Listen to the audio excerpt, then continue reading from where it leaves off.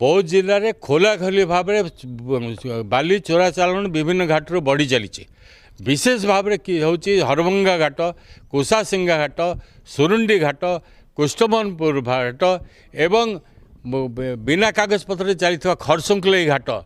यही घाट गोटे दियान घाट ये सब खोला चल संपूर्ण प्रशासन नीरव केवल जो जगह मधुचंद्रिका होना से जगह ही प्रशासन बारंबार आक्रमण कर खनि को बंद करने बाली खनि मुझे कहली गोटे जिनस जो भाव में माओ दमन कर माओ फ्री कर